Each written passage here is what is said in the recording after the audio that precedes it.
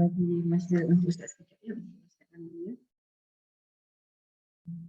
Maaf sahabat-sahabat semua, ada keliruan sikit pada link sebab dia campur. Punya dia yang sama tak pasal malam tadi buat link tu tadi. Link untuk Ustaz tadi letak pada untuk Ustaz Zahir. Untuk banyak-banyak sebab malam tadi tu mungkin nanti sikit agak bagian tu tak nak sangat bekerja. Itulah. InsyaAllah Alhamdulillah Ustaz tu bagi tahu tadi link tu tak betul. Yang sama dia tu. Ini untuk dia petang nanti kelas untuk Ustaz Zahiri dia nanti insyaAllah.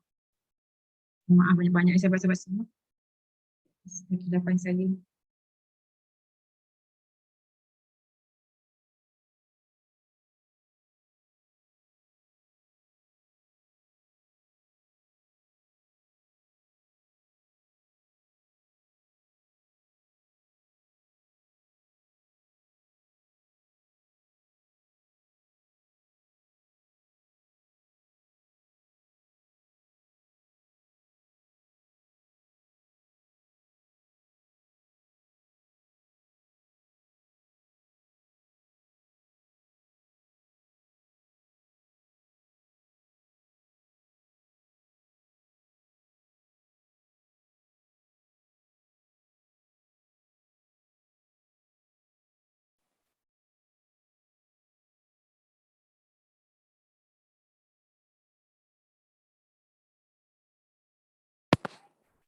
Assalamualaikum Kak. Waalaikumsalam Ustaz. Kak, saya rasa macam ni lah, kita tunggu sikit lagi. Kok ada nak masuk dalam, boleh saya uruskan anak sekejap ya, macam tu? Saya pun nak pergi nak sebarkan grup lain juga sebab link tu salah kan. So, betul. Tak apalah, ni salah tu. Okay. Bagi saya ni anak sekejap Kak Okay, boleh silakan Ustaz. No problem, tak masalah, silakan.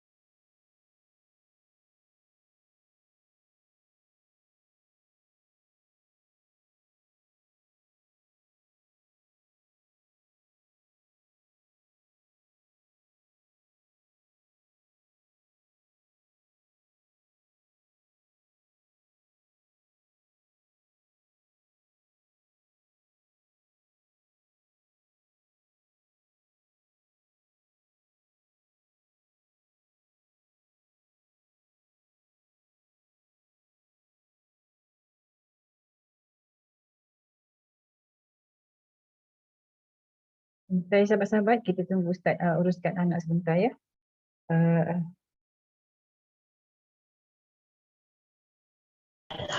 Tak masuk lagi ke Syida? Ya Ustaz, nak uruskan anak dia sekejap. Nak pergi breakfast anak dia. Kejap. Okey.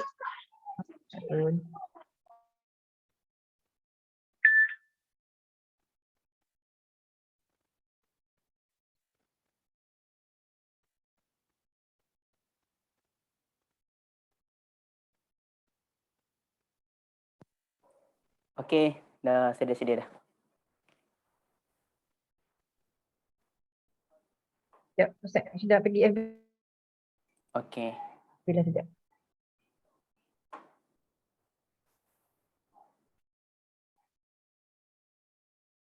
kepenatan sikit malam tadi balik mereka latihan sikit badan. So tak boleh nak fokus.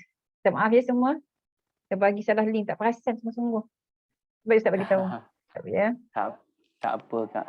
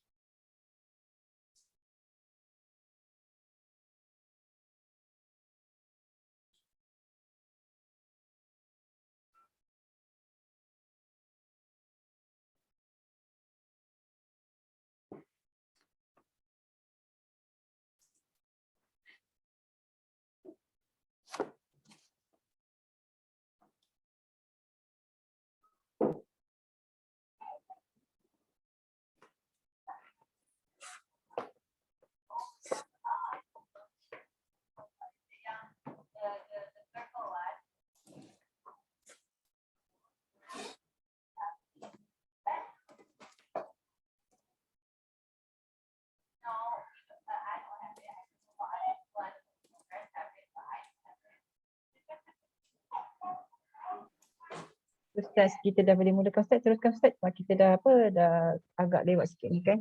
So Kak Syida serahkan lagi pada Ustaz. Tafadhal Ustaz. Okey.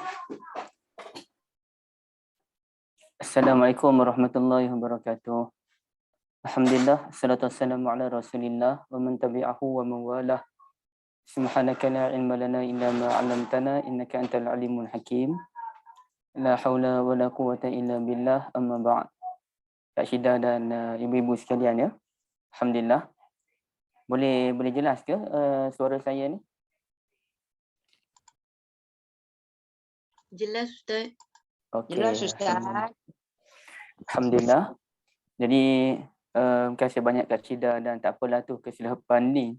Saya dah buka 2 kali, kenapa tak dapat buka link kan? Rupanya tukar dengan link Ustaz Zahiruddin petang ni. Okey, alhamdulillah. Kita hari ni kita sambung dalam Kitabul Ilmi, dan hari ni saya akan banyak bercakap hari ni demi menjimatkan sedikit masa dan untuk memperbanyakkan perbincangan insya-Allah ya. Okey. Ini babnya bab mata yasihu sama'us saghir ya. Bab bilakah sahnya pendengaran orang kecil, budak kecil. Artinya cerita budak kecil ni boleh diterima ke tak diterima, dan bilakah umur yang sesuai untuk menerima hadis yang disampaikan oleh budak kecil ya. Sekejap ni saya nak perlahankan sedikit suara kelas anak. Sekejap ya.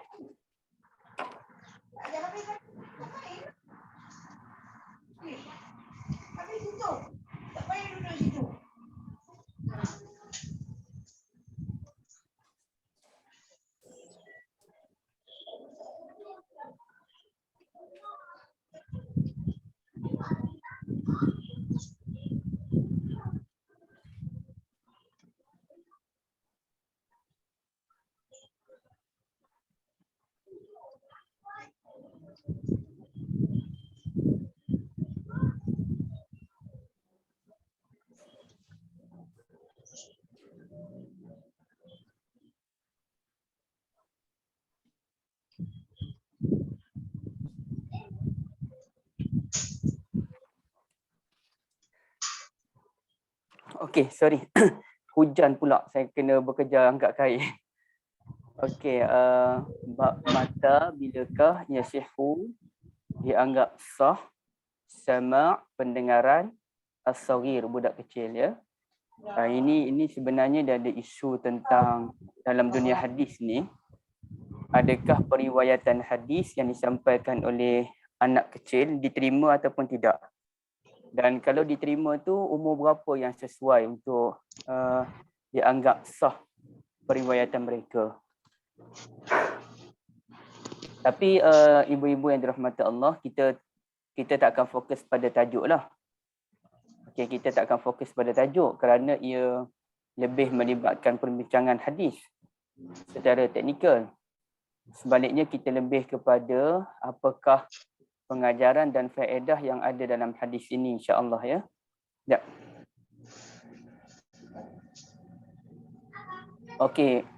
Wa bihi qala haddatsana Ismail bin Abi Uwais qala haddatsani Malik an Ibn Shihab an Ubaidillah bin Abdullah bin Utsbah an Abdullah bin Abbas radhiyallahu anhuma.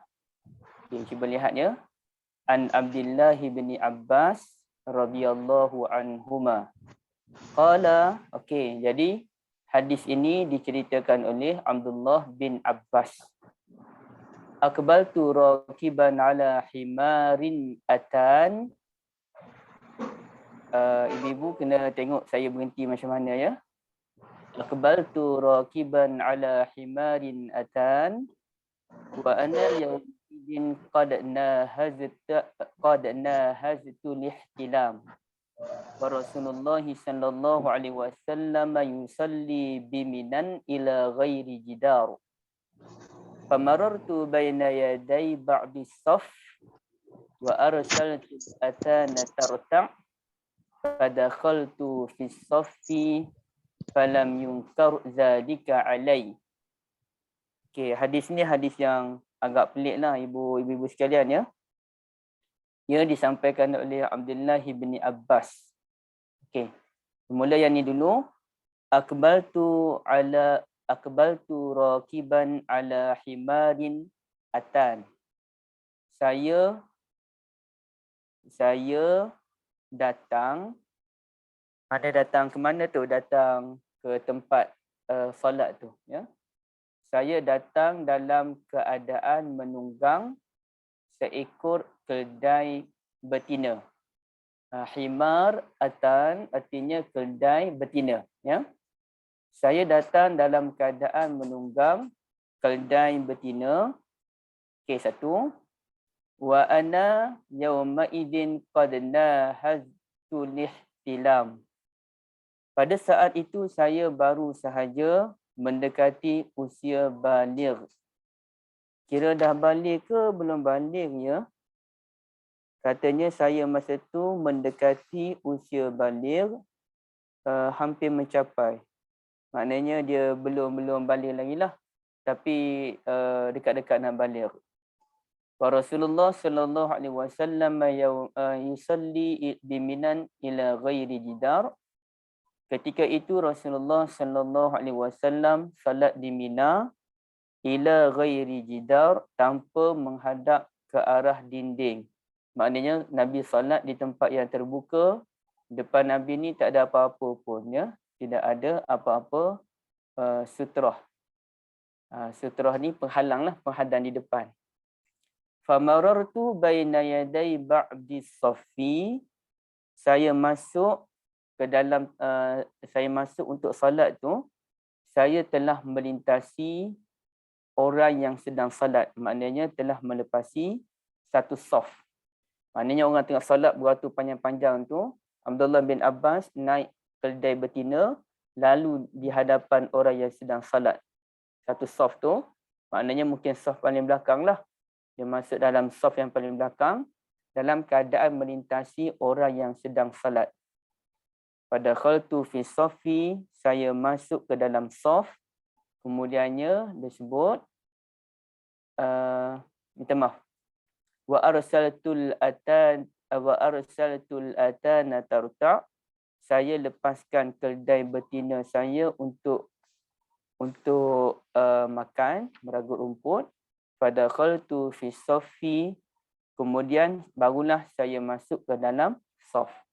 Okay, nampak Nabi SAW dan para sahabat sedang solat di Mina masa tu. Ada beberapa saf lah. Maka Ibn Abbas masuk ke dalam saf paling belakang. Dia masuk tu dalam keadaan dia menunggang keldai betina melintasi orang yang sedang solat. Bila sampai ke tempat yang kosong, dia lepaskan keldai betinanya untuk makan dan dia pun masuk ke dalam saf yang kosong itu untuk salat bersama dengan Nabi SAW. Dan ada satu poin yang penting disampaikan oleh Ibn Abbas pada hujung sekali, iaitu falam yunkar ladika alayya, tiada siapa pun kalangan sahabat Nabi yang mengkritik perbuatan dia. Ya, tiada siapa pun kalangan sahabat Nabi yang mengkritik perbuatan Abdullah ibni Abbas radhiyallahu anhuma. Okey, ini hadis yang agak unik tuan-tuan ibu-ibu sekalian ya. Macam mana tu boleh tak boleh masuk melintasi orang dalam saf dan sebagainya. Okey, baik. Itu hadis yang kita bincangkan hari ini. Okey, satu perkara yang penting ibu-ibu yang dirahmati Allah, yang asasnya apabila kita tidak biasa mendengar sesuatu maklumat ataupun tiba-tiba kita dapat satu benda yang baru, ilmu yang baru, maka kita tidak boleh terus menolak ilmu baru tersebut sehinggalah dipastikan ilmu tu betul ataupun tidak betul. Dia kena sabar dulu. Ada orang bawa satu maklumat baru, kita rasa pelik dengan maklumat tersebut. Jadi apa tindakan kita? Adakah kita nak terima ataupun kita nak tolak ataupun kita nak kata apa? Maka bagi orang yang berilmu, dia akan tunggu dulu. Kot-kot ya, mungkin ada pandangan baru tadi betul dan pandangan lama yang kita pegang selama ni silap. Ataupun ada seorang ustaz membawakan satu maklumat baru tentang hukum fikih sebagai contoh. Jadi kita tidak boleh terus melenting untuk menolak pendapat ustaz tersebut kerana boleh jadi apa yang dia sampaikan itu betul dan apa yang kita fahami selama ini silap. Contohnya begini, saya pernah mendengar ada seorang ustaz yang mengajar, dia sebut mengikut mazhab Syafi'i, kita disunnahkan untuk membaca surah pada rakaat ketiga dan rakaat yang keempat mana-mana salat. Artinya kalau kita salatul zuhur, kita disunnahkan membaca surah pada rakaat ketiga dan keempat selepas suratul Fatihah.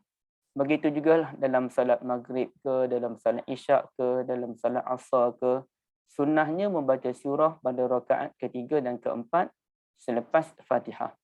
Lalu saya pun pelik, saya kata ustaz ni ambil dari mana ni? Tapi kemudian saya berhenti sekejap. Tak boleh saya nak terus tolak pandangan ustaz itu selagi mana saya belum membuat kajian. Lalu alhamdulillah, dalam keadaan kita sedang belajar hadis tuan-tuan, ibu-ibu, masa tu saya sedang membaca syarah hadis Muslim oleh Al-Imam An-Nawawi rahimahullah dalam bab salat, dan saya menemui kenyataan daripada Imam Nawawi yang menyatakan mengikut Al-Imam Syafi'i rahimahullah dan disokong oleh sebahagian ulama mazhab Syafi'i, disunnahkan untuk membaca surah pada rakaat ketiga dan keempat. Mana-mana salat ya, yang ada 3 ataupun 4 rakaat. Dan pendapat itu tidak disetujui oleh Al-Imam Nawawi rahimahullah. Okey, itu cerita lain. Imam Nawawi setuju ke, Imam Nawawi tak setuju, cerita lain. Tapi yang pastinya Imam Syafi'i berpendapat demikian dan disokong oleh sebahagian ulama mazhab Syafi'i.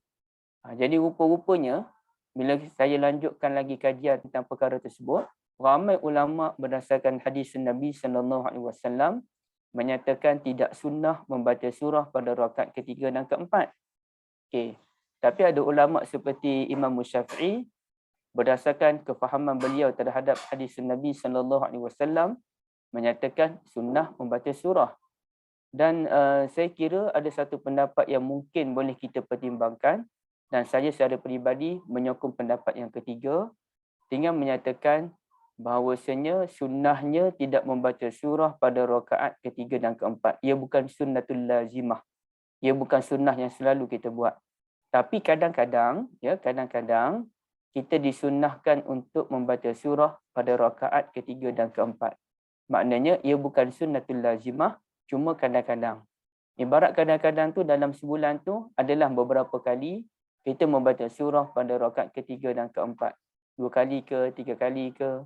Ya, kerana memang ada petunjuk daripada Sahih Muslim yang menyatakan perkara demikian. Bahkan Abu Bakar As-Siddiq radhiyallahu anhu pun pernah membaca sedikit ayatul Quran selepas Fatihah dalam rakaat ketiga salatul maghrib. Ya, jadi saya nak ceritanya pada ibu-ibu sekalian, kadang-kadang ada benda tu kita betul ke tak betul ni? Pelik je pandangan ni. Rupa-rupanya pandangan yang pelik tu boleh jadi betul. Macam dulu, ibu-ibu, saya duk pegangnya Maryam Al-Muqaddasah radhiyallahu anha ni anak tunggal. Ya, sampaikan ibunya terpaksa bernazar, inni nazartu laka ma fi batni muharraran fataqabbal minni. Saya bernazar bahawa anak dalam kandungan ini akan menjadi muharrar. Muharrar ini artinya orang yang akan menjaga rumah peribadahan. Kalau dengan minta maaf ya ibu-ibu, sekarang ni dia lain dengan zaman sekarang. Sekarang ni kita ibaratnya dia macam AJK masjid. Dia macam AJK masjid lah. Tapi Maryam tu apa namanya, wallahualam, muharrar dipanggil. Baik, jadi saya duk fikirnya Maryam ni anak tunggal. Tapi rupa-rupanya ada je ulama yang berpendapat Maryam ni dia bukan anak tunggal, dia ada abang. Dan abangnya ada dinyatakan dalam surah Maryam, iaitu ya ukhta Harun ma kana abuki imra'a sawin wa ma kanat ummuki baghiyya. Wahai saudara perempuan Harun. Jadi ibaratnya Harun tu abang dia. Okey. Kemudian kita lanjutkan lagi pembacaan kita dan kita jumpa dengan pendapat ulama yang membahaskan apakah hubungan antara Nabi Zakaria alaihi salam dengan Maryam Al-Muqaddasah radhiyallahu anha. Ramai ulama sejarah menyatakan Nabi Zakaria ni pak saudara kepada Maryam. Kerana apa? Nabi Zakaria kahwin dengan makcik Maryam. Makcik itu dia adik-beradik kepada mak Maryam. Jadi bila Nabi Zakaria kahwin dengan makcik Maryam, artinya Nabi Zakaria tu pakcik pada Maryam. Tapi bila kita baca lagi pendapat ulama yang lain, kita akan jumpa dengan pendapat yang menyatakan Nabi Zakaria bukan kahwin dengan makcik Maryam. Sebaliknya, baginda kahwin dengan kakak Maryam. Jadi isteri Nabi Zakaria tu kakak Maryam, bererti kalau kita ambil kira pandangan yang kedua, Nabi Zakaria ialah abang ipar Maryam dan ini menunjukkan Maryam ada kakak. Artinya paling tinggi pendapat ulama menyatakan Maryam ni ada 3 orang adik-beradik. Ada kakak dia yang berkahwin dengan Nabi Zakaria dan dia ada abang namanya Harun. Ada pendapat yang menyatakan tak, beliau hanya ada seorang je abang namanya Harun. Dan mungkin ada pandangan yang menyatakan tak, beliau anak tunggal. Harun tu bukan abang dia, ya. Harun tu ialah orang soleh yang hidup pada zaman Maryam Al-Muqaddasah radhiyallahu anha. Tapi poin dia ialah kita mesti bersedia menerima maklumat yang berbeza dengan pegangan kita selama ni. Saya duk pegangnya, maknanya kita menerima tu sama ada kita menerima ataupun kita menerima wujudnya pandangan lain. Jadi dalam kes Maryam ni saya menerima wujudnya pandangan yang lain, maka kita mesti berlapang dada ibu-ibu sekalian, ya. Tak kiralah dalam bidang fikih, dalam bidang hadis ataupun dalam apa-apa bidang sekalipun, orang yang berilmu mesti bersedia untuk menerima sebarang pandangan yang wujud. Baik, barulah akan wujudnya keanjalan dalam dunia ilmu. Begitulah dengan perbuatan Ibn Abbas radhiyallahu anhuma tadi. Kalau kita tengok perbuatan dia ni macam pelik. Tapi ya, beliau pernah masuk ke dalam saf lalu di hadapan orang yang sedang salat. Jadi ini merupakan satu tindakan yang luar biasa, ya ibu-ibu sekalian. Baik. Jadi kalau kita lihat hukum dia, kalau kita nak bincang hukum. Tapi sebelum nak bincang hukum tu, cuba saya lihat syarahan hadis tu. Okey, ni syarahan dia ibu-ibu sekalian. Disebutkan oleh Ibnul Asir. Saya tengok jap. Ana Ibnul Asir. Nahaztu. Okey, ni Ibnul Asir. Ni wa zakara Ibnul Asir. Saya minta maaf ya ibu-ibu, saya tak pandai kedudukan mata ni macam mana. Sebab alhamdulillah ada orang hadiah kamera pada saya ni, kamera kena ke atas. Jadi untuk mata tu saya kena tengok ke atas. Tapi bila tengok ke atas tak nampak pun ibu kat bawah ni. Jadi saya pun pening dia ni. Sakit mata rasanya. Saya buang je lah kamera ni sekejap. Senang sikit. Okey. Bukan.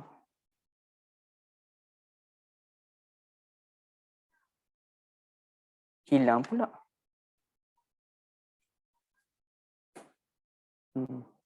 Okey, jap dah hilang pula dah hamba Allah ni. Bagilah masa jap dia setting balik. Dia kena setting balik ke? Ustaz, tak apa. Itu sorry lah Kak. Hilang sekejap tapi dengar suara Kak Tapi tak best lah kalau tak ada tak nampak. Sekejap Kak. Saya tak tahu macam mana nak bagi ni balik. Sekejap je. Ni je. Semudah je. Okey, sekejap Saya nak ni jap. Invisible. Oh, jadi ni pula. Allahu Akbar. Tak apalah Ibu, pandangan mata saya tu pedulikanlah. Ya. Sebab saya nak tengok ibu-ibu dan saya nak tengok saya nak tengok kitab dekat depan. Itu yang penting. Jadi mata saya mungkin nampak ke bawah, saya minta maaf. Okey, Ibnul Asin dia sebut apa faedah daripada hadis ini? Faedah daripada hadis ini ialah kedai betina ala kauniha unsa. Kedai betina ni bila dia lintas di hadapan orang yang sedang salat, maka ia tidak membatalkan salat tersebut. Kerana dia ada hadis sebenarnya. Dia ada hadis membincangkan kalau beberapa binatang melintas, kalau ada beberapa benda ni dia melintas di hadapan salat, maka salat itu dianggap terputus. Ya. Okey, jadi apa dia tu? Antaranya himar rasanya. Himar pun termasuk dalam haiwan yang boleh memutuskan salat kita. Okey. Kat mana saya nak tengok hadis macam tu ya? Sekejap.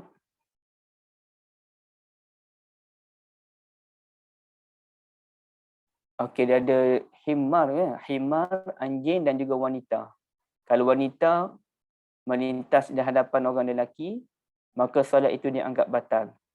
Begitu juga dengan anjing dan juga himar. Kalau tak silap sajalah himar sekali.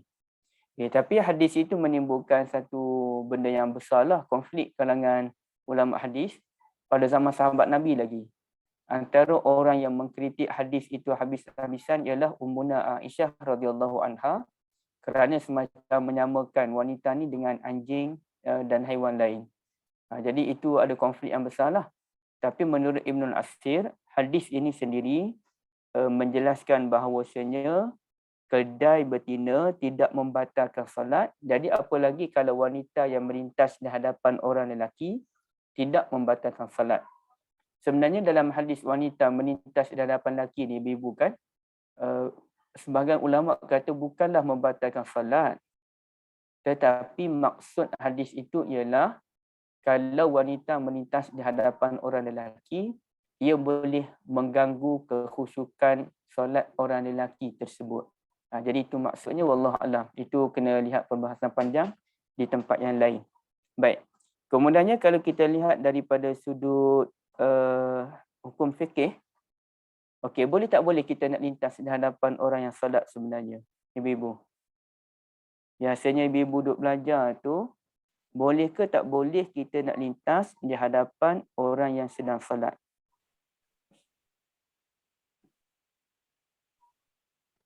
Kak Syida macam mana? Tak boleh, Ustaz. Tak boleh? Tak boleh. Tak boleh. Kak Rozana pun kata tak boleh kan?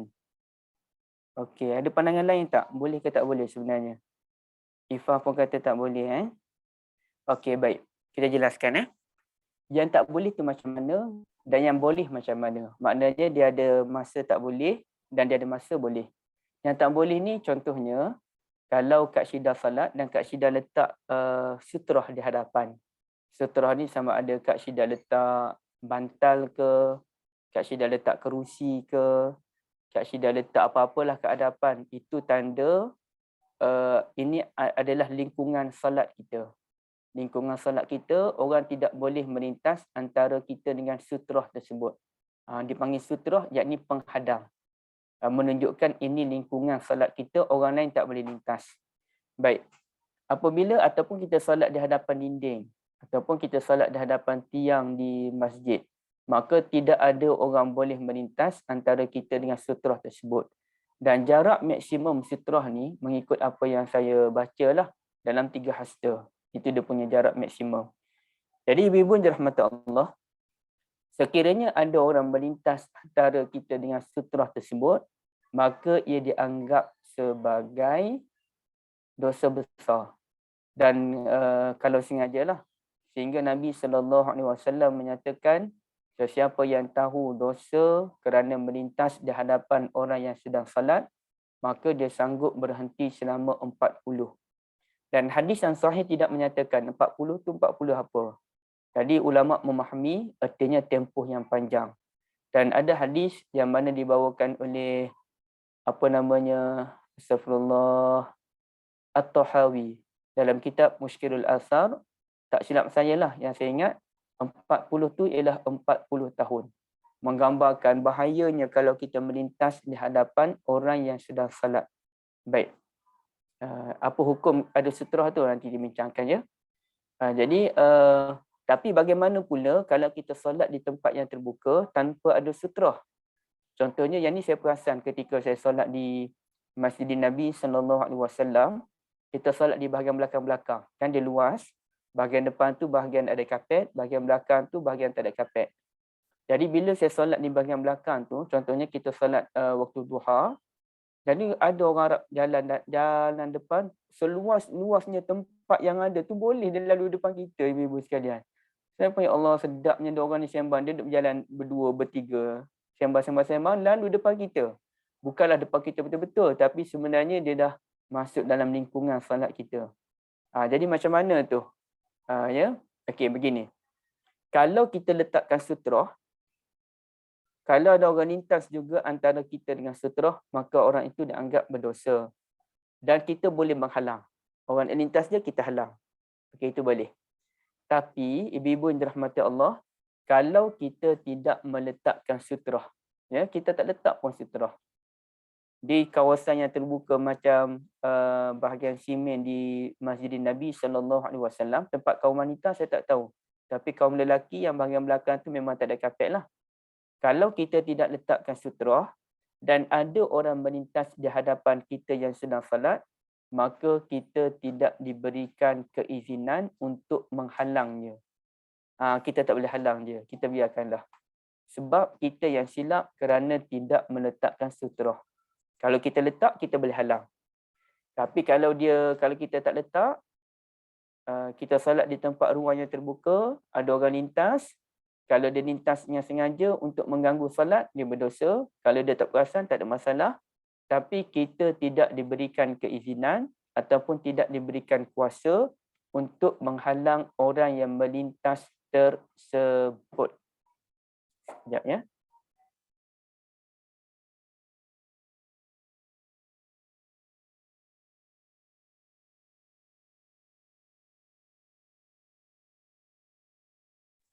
Kak Ruzana, hukum letak sutrah ni ulama berbeza pandangan. Ada ulama kata wajib dan ada ulama kata sunat.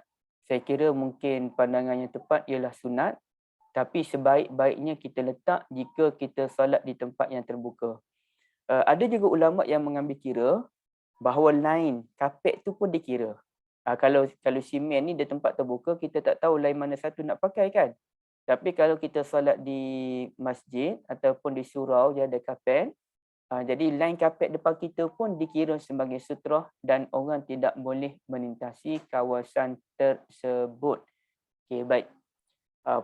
Kalau boleh tak kita nak bersutrahkan orang? Contohnya, saya datang ke masjid, orang dah habis solatul zuhur dan ada seorang tu dia sedang duduk berzikir, ya. Ada orang sedang duduk berzikir dalam keadaan perlahan, boleh tak saya nak jadikan dia sebagai sutrah? Ataupun kita menjadikan begitulah. Jadi jawabnya kalau sesuai dan tidak mengganggu orang tersebut, maka pun boleh kita jadikan orang sebagai sutrah. Kalau tidak mengganggu dia. Tapi kalau dia sedang berzikir dengan suara yang sedikit dikuatkan, maka tak bolehlah. Kerana kita akan mengganggu fokus dia untuk berzikir ataupun dia sedang membaca Al-Quran contohnya. Okey, baik. Jadi itu perkara yang pertama. Tapi kalau kita berada dalam salatul jamaah, contoh saya masih ingat lagi peristiwa ketika saya pergi solat di satu surau yang namanya Surau Al-Ukhuwah di Bandar Seri Damansara. Saya pergi solatul tarawih. Bila sampai di sana, Masya Allah, penuh orang di surau, tapi di bahagian belakang sekali. Bahagian belakang sekali dalam ruang solat utama, dia soft tu penuh bahagian tepi, ibu sekalian. Bahagian tengah tak ada kosong. Bahagian tepi pintu masuk tu dah orang dah solat dah penuh dah. Tapi bahagian tengah tu kosong. Masa tu kita budak lagi, kita pun dah mula, apalah aku nak buat ni. Saya pun solat kat luar je lah. Saya solat di luar. Padahal sebenarnya saya kena fikir dulu. Sekarang ni ruang tengah tu kosong. Ruang tepi tu penuh. Kalau saya masuk bermakna saya terpaksa melintasi orang yang sedang solat. Jadi apa hukumnya? Boleh tak boleh saya nak lintas orang yang sedang solat tu kerana saya nak menuju ke tengah? Jawabnya ibu-ibu yang dirahmati Allah, dibolehkan untuk kita lintas di hadapan orang yang sedang salat untuk menuju ke tengah saf tersebut. Boleh sebenarnya. Sebab kita bukan sebenarnya dia panggil macam mana dalam keadaan jemaah tu boleh kita lintas di hadapan orang. Dia adalah perkiraan dia. Apalagi didasarkan kepada hadis Nabi SAW, riwayat Ibn Abbas tadi. Ibn Abbas melintas di hadapan orang yang sedang salat, bukan berjalan kaki, bahkan menunggang seekor keldai betina sampai di ruang kosong. Beliau lepaskan keldai betina itu untuk meragut rumput dan beliau masuk ke dalam saf untuk salat. Tak ada siapa pun kalangan sahabat Nabi yang mengkritik perbuatan Ibn Abbas yang masih anak muda ketika itu. Umurnya bawah daripada 15 tahun rasanya. Bawah 12 ke bawah 15 tu kena cek balik lah. Baik. Jadi begitu juga kalau kita duduk di tengah kan. Kita duduk di tengah, saya masih ingat lagi orang ajar. Dulu-dulu lah masa sekolah menengah kot. Kalau kita duduk di tengah-tengah saf, tiba-tiba kita batal salat ataupun kita sakit perut dan kita nak berhenti. Jadi apa yang saya belajar dulu, bila kita nak berhenti tu, kita pun kena lintas di tengah-tengah orang tu. Di celah-celah orang. Maknanya pergi ke belakang, di celah-celah orang. Tapi praktikal ke ibu nak lintas di celah-celah orang ni? Maknanya kita bukan lalu di hadapan orang. Kita kena ke belakang dan lalu di celah-celah orang. Jadi kalaulah orang solat dalam jarak jauh-jauh macam sekarang ni, logiklah kita lalu lah sebab orang solat jarak jauh. Tapi persoalannya kalau dalam solat yang biasa, orang duduk rapat-rapat, macam mana kita nak lalu di celah-celah orang tu ibu-ibu sekalian? Payah tu. Bermakna kita kena langgar orang dan bahu orang akan bergerak, orang akan inilah. Dan kita terganggu dengan kita.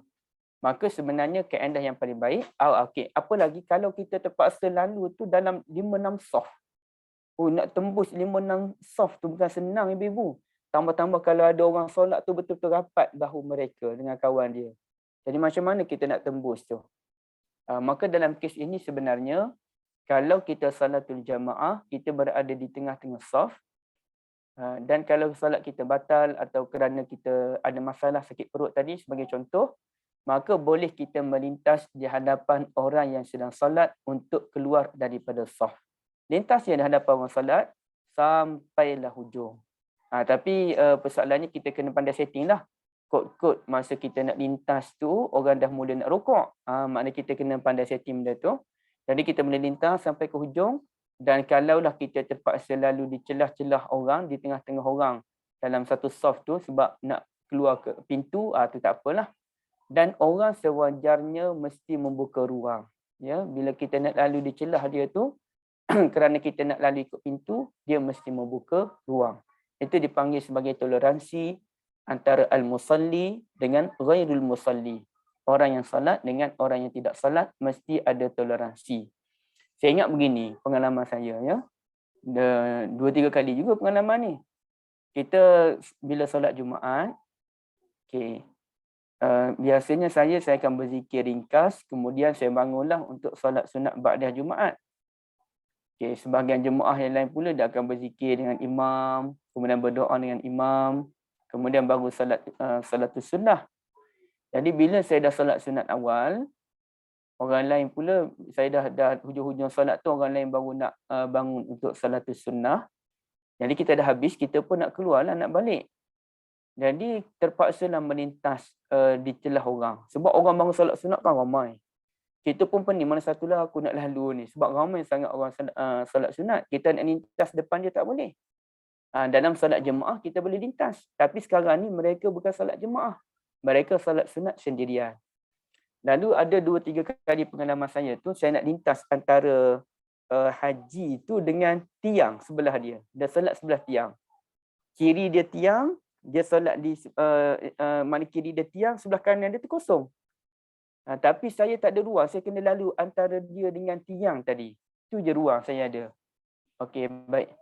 Tapi bila kita nak lalu celah-celah dia tu antara dengan tiang tu, dia tak bergerak. Dia duduk macam tu. Kita kena langgar sikit bahu dia. Allahu Akbar, sepatutnya dah ruang kanan dia kosong, geraklah sikit ke kanan. Tapi takut nak bergerak. Jadi saya bukan salahkan haji tadi. Tapi nak ceritanya orang Melayu biasanya terlalu takut untuk bergerak dalam salat sehingga banyak kali bila saf tu dia nak kena rapat, kaki dia bergerak tapi tak bergerak ke kanan pun. Dia kena ke kanan untuk bergerak, kaki dia bergerak tapi tak bergerak pun ke kanan. Dia gerak sikit je. Terlalu takut untuk melakukan pergerakan dalam salat. Sedangkan boleh je.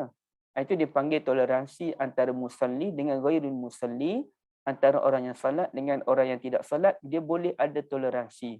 Dan musim sekarang kan musim tiba-tiba barang datang, umpamanya apa barang, kalau saya ni lah, barang-barang isteri, dia beli buku apa, tengah salat datang orang panggil. Jadi kalau buku ataupun barang-barang tertentu, tak apalah, kita biarkanlah, nanti dia tunggu kita tu, dia pun rasa macam ni bolehlah dia tinggal. Tapi kalau makanan macam mana? Tengah solat tiba-tiba makanan sampai. Jadi biasa kami solat tu di ruang tamu, depan sikit lagi tu pintu nak buka, pintu masuk. Kami solat di ruang tamu. Cuba ibu-ibu tengok rumah saya kat belakang ni, cantik ya kan? Okay, ada pokoknya kat belakang. Jadi macam mana saya nak buat tu? Tiba-tiba datang panggil nak hantar barang. Jadi saya nak tak nak, saya mesti ada toleransi dengan orang yang datang tu. Saya salat, saya al-musalli. Manakala orang datang ni dia nak hantar barang, dia pada kerja. Dia tak boleh tunggu kita lama-lama. Jadi apa tindakan yang boleh saya buat? Saya bergerak, saya jadi imam ni, saya bergerak ke depan pintu dalam beberapa langkah. Saya buka pintu luas-luas supaya dia nampak, dia dengar pintu kita terbuka tu, dia nampak, oh tuan rumah sedang salat. Maka di situlah dia boleh buat perkiraan. Dan biasanya bila dia tengok saya buka pintu tu, dia perasan, dia akan tinggalkan makanan di pintu pagar. Dan nak ceritanya, dia mesti ada toleransi, bukannya kita ni, tak apalah salat, Allah yang akan buat tadi manusia, ikut dia lah, nanti minta maaf lah, tak boleh. Kita kena respect dia bekerja, dia nak kerja masa, dia pun takut nak tinggal makanan begitu je, tengok-tengok nanti makanan tu, yalah hujan ke apa benda kan bahaya. Jadi bila kita buka pintu, oh dia pun nampak kita, dia perasan pintu tu terbuka, maka bolehlah dia buat perkiraan sama ada nak tinggal ataupun tidak. Ya. Okay, ada soalan ni daripada Kak Ain, berbeza dengan keadaan Masjid Haram atau Masjid Nabawi, Raudah, sebab orang biasa saja langgar masuk celah-celah saf. Kalau di Raudah lagilah, tak boleh. Kalau macam tu ada dia, mana tak boleh langgar orang depan di Raudah. Dan Raudah inilah berlaku banyak perkara bid'ah, khurafat di Raudah. Bayangkan saya pun pernah beberapa kali pergi tengok Raudah tu. Saya ada 2 je tujuan pergi Raudah, ibu-ibu sekalian. Tujuan yang pertama, saya nak ambil kesempatan untuk berdoa. Itulah tujuan ramai orang. Tujuan yang kedua, saya ke Raudah tu nak tengok gelagat orang. Jadi saya pergi, saya tengok je, saya tak masuk pun. Saya tengok gelagat orang, ya Allah. Kalau orang lelaki ni nak Raudah, dia langgar. Dia tunggu, kadang-kadang orang tengah sujud, dia langkah kepala orang sedang sujud. Kemudiannya dia panggil apa? Dia lalu di hadapan orang yang sedang salat, dan semua orang nak berebut. Jadi apa gunanya kita nak berdoa di Raudah tapi kita langgar habis sunnah Nabi sallallahu alaihi wasallam? Apa gunanya? Kemudian bila tiba giliran kaum wanita muslimat, ibu-ibu nak masuk Raudah, bunyi bising. Habis bunyi bising kerana tolak menolak antara satu sama lain. Ala kullin, saya mengambil keputusan untuk tidak berdoa di Raudhah kecuali adalah masa sekejap saya dapat solat 2 rakaat ringkas, kemudian saya keluar. Saya kata lebih baiklah saya solat di tempat lain, dalam Masjidil Haram, di Masjidil Nabi, tempat lain.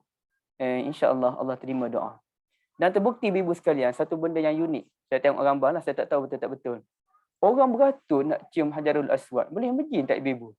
Di musim COVID ni, saya tengok satu gambar, orang beratur nak cium Hajarul Aswad. Benda ni benda boleh dibuat. Sampai bila dah berpuluh-puluh tahun atau ratusan tahun dah orang berebut. Bukan puluh, memang ratusan tahun dah orang berebut nak cium Hajarul Aswad. Sejak zaman Nabi SAW lagi, zaman-zaman lepas tu lah. Zaman sahabat orang dah berebut. Tapi Alhamdulillah, sekarang ni boleh pula beratur. Benda ni benda boleh dibuat sebenarnya. Bahkan saya yakin kalaulah masyarakat yang bertamadun, jaga kawasan Raudhah tu ibu sekalian, dia boleh buat pula giliran. Maknanya macam kita ada tiket. Okey, boleh masuk dalam 10 minit je seorang. Kena tunggu kan beratur ramai-ramai nak masuk Raudhah ni. Benda tu boleh dibuat tapi dengan syarat 10 minit je. Kerana ada orang tu dia dapat peluang duduk barisan paling hadapan, dia duduk sejam, 2 jam dia seorang je. Tak ada orang nak tolak orang depan ni. Itu tak boleh, itu selfish, mementingkan diri sendiri. Dikhawatiri bila kita mementingkan diri sendiri ni, Allah Ta'ala tidak terima doa kita. Itu bahaya. Okey, baik. Jemaah Pakistan langkah kepala, Kak. Betul lah tu, Kak, ya. Langkah kepala sebagainya. Inilah masalah dia. Wallahu alam. Kasih Kak Ana, dan saya kira bukan Kak Ana seorang je ada pengalaman tu. Orang lain pun ada pengalaman yang sama kan. Okey. Sebenarnya kita lihat hadis yang lain. Hadis yang lain tu, Kak boleh ambil hadis, apa yang saya bagi Kak? Hadis ke depan lagi. Masaluma ba'asanillah kan? Sekejap Sekejap saya tengok Kak. Okey, dah jumpa dah. Ada soalan ke ibu-ibu untuk perbincangan tadi? Silakan. Ustaz, kita orang Melayu ni orang kata agak rigid sikit lah dengan pergerakan dalam solat kan. Jadi untuk bergerak ke kiri kanan tu macam takut sangat batal solat kan. Macam Ustaz buat tu kalau kata kita tak belajar ni, kata memang wah menang apa bercanggah lah dengan apa yang dia belajar, yang kita orang belajar lah dulu kan. Pergerakan dalam solat tu kan. Jadi rasanya untuk sampai ke ilmu pergerakan dalam solat tu masih lagi kata macam takutlah nak bergerak kan. Apalah lagi nak bergerak orang kata yang besar-besar lah untuk buat pintu ke apa kan. Jadi macam pada Kak Syida benda macam tu lah yang jadi macam susah sikit nak dapatkan ilmu yang berkenaan dengan benda tu. Boleh buat untuk ringankan kita. Islam tu mudah tapi taklah semudah yang kita, dan tak sesukar yang kita sangkakan kan. Itu yang masalah sikit lah kan bergerak dalam solat tu. Tak semua orang faham lah benda tu. Nak sampaikan benda tu take time juga lah kot. Betul? Terima kasih banyak Kak Syida. Ada lagi yang lain ibu-ibu? Assalamualaikum Ustaz. Ada saya belajar satu masa dulu. Dia kata kalau kita pakai sejadah kita tu, jadi kita punya kawasan tu cukuplah sejadah tu. Maknanya orang lalu depan sejadah kita tak apa. Betul Puan Nyonya, macam itulah. Maknanya sejadah tu pun boleh jadikan sutrah kepada kita. Kalau orang lalu dah dapat sejadah tu, kira okey dah lah, dia lepaslah daripada sutrah tersebut. Termasuk contohnya kan, kalau kita solat di rumah, ada suami kita ke terpaksa melintas di hadapan, buat kerja di hadapan sedikit. Kita solat tu di hadapan, rumah saya ni solat tu depan tu ada printer. Isteri saya terpaksa pergi ke depan untuk print barang apa-apa, dibolehkanlah kerana dia sudah melepasi bahagian sutrah tersebut. Baik. Kita mungkin nampak macam tak elok je. Tak elok kalau sengaja, tapi kalau ada sebab tidak ada masalah. Allah. Okey, ada soalan lain?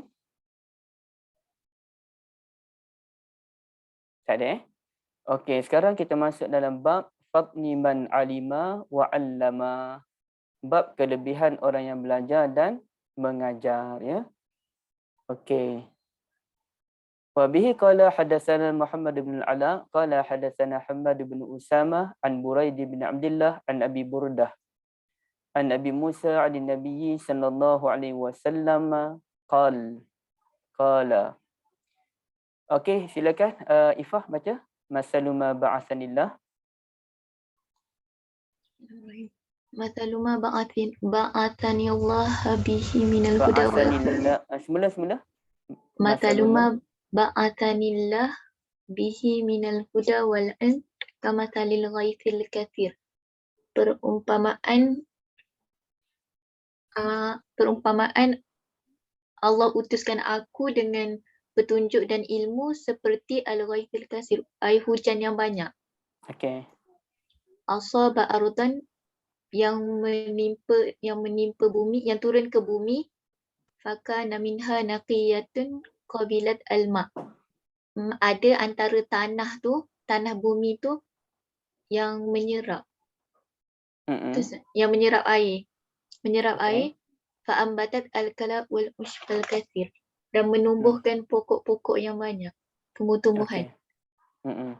Wa kanat minha ajadib amsakat alma. Amsakatil ma. Ada antara tanah tu yang keras, yang menakung air. Fanafa'allahu bihannas fasharibu wasaqau wazra'u. Dan Allah memberi manfaat air yang bertakung tu kepada manusia. Ada yang minum air tu, ada yang bagi makan bagi minum binatang, dan ada yang siram pokok. Okey. Wa asabat minha ta'ifatan ukhra, dan ada antara air hujan tadi tu yang menimpa tanah yang lain. Innama hiya qi'an la tumsik ma. Qi'an tu apa Ustaz? Okey, ada tanah lain tu dia tanah yang kita kata apa, tanah yang tandus. Tanah lain tu tanah yang tandus, yang tak kena air, la tumsik ma'an wa la tumbit kalaan. Dia tidak menakung air. Dia tak takung air dan tak tumbuhkan pokok. Fadzalika mathalu ma faqaha fiddin. Macam tu, begitulah perumpamaan orang yang belajar agama dan wa nafa'ahu Allah ma ba'athani Allah bihi. Dan mengambil manfaat daripada diutusnya aku ni. Okey. Fa'alima wa 'allama. Maka belajarlah dan ajarkanlah. Okey. Wa mathalu Maksudnya begitulah perumpamaan orang yang dapat manfaat daripada ilmu, dia belajar dan dia mengajar kepada orang lain. Wa mathalu man lam yarfa' bidzalika ra'san wal. Dan perumpamaan orang yang tidak angkat, tidak ambil manfaat, tidak angkat kepalanya. Yang kedua tu wa masalu man lam yarfa' bidzalika ra'san wa lam yaqbal hudallahi allazi ursiltu bihi. Dan tidak terima. Kalau yang pertama tu yang perumpamaan untuk dua tanah tadi kan. Ini perumpamaan untuk tanah yang ketiga, yang mana dia tidak peduli tentang ilmu itu sendiri dan tidak menerima hidayah daripada Allah Azza wa Jalla. Okey, satu lagi, qala Abu Abdullah. Qala Abu Abdullah qala Ishaq wa kana minha ta'ifan qayyalatul ma'. Dan ada di antara tanah tu yang dapat menyerap air. Ustaz, saya minta maaf, yang tu saya tak tahu. Okey, tak apa. Wa kana minha ta'ifatun qayyalatil ma' qa'un ya'luhul ma'. Berarti siluh. Wa kana minha ta'ifatun qayyalatil ma'. Ada jenis tanah yang dapat menyerap air. Qa'un ya'luhul ma'. Qa'un ni tanah seperti wadah yang dapat menakung air. Wa safsaful mustawi minal ard, dan ada tanah yang tandus, iaitu tanah yang datar. Tanah yang datar, dia tak takut air, dia tak dapat apa-apa manfaat. Maknanya pada penghujung tu, Ishaq dia merumuskan hadis tadi. Maknanya ada tanah yang mana dia menyerap air, satu. Yang keduanya, qa'un ya'luhul ma', tanah yang menakung air. Dan yang ketiga ialah tanah yang tandus. Jadi maknanya ada tiga kumpulan lah, ibu-ibu ya. Tiga kumpulan manusia dalam bab menuntut ilmu. Okey, kita ulang balik. Kumpulan yang pertama, kumpulan apa ibu-ibu? Kumpulan yang Sampaikan. pertama, tanah macam mana? Tanah yang serap air tumbuh pokok. Okey, tanah dia serap air, dia menumbuhkan pokok. Okey, itu orang yang baiklah, orang yang dapat ilmu dan dia memberikan kebaikan dengan ilmu dia kan. Sekejap. Sekejap ya. Assalamualaikum, Cik Sedi, saya ada kelas. Nanti saya call balik Tak apa nak, saya call balik nanti. Okey. Okey, yang keduanya tanah yang dia tak menyerap air tapi dia menakung air.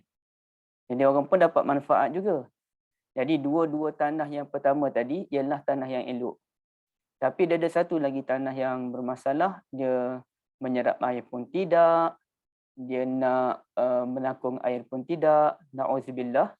Ini orang yang tidak mendapat petunjuk, maknanya dia tidak dapat apa-apa manfaat daripada ilmu dan tidak mendapat hidayah daripada Allah Azza wa Jal.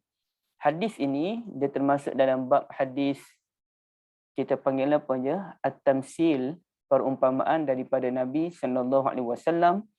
Dan kerana Nabi ni baginda terpengaruh dengan Al-Quranul Karim, sebagaimana Al-Quran membawa banyak contoh-contoh perumpamaan, dan saya baru beli buku tentang perumpamaan-perumpamaan dalam Al-Quran. Sebenarnya banyak buku tersebut.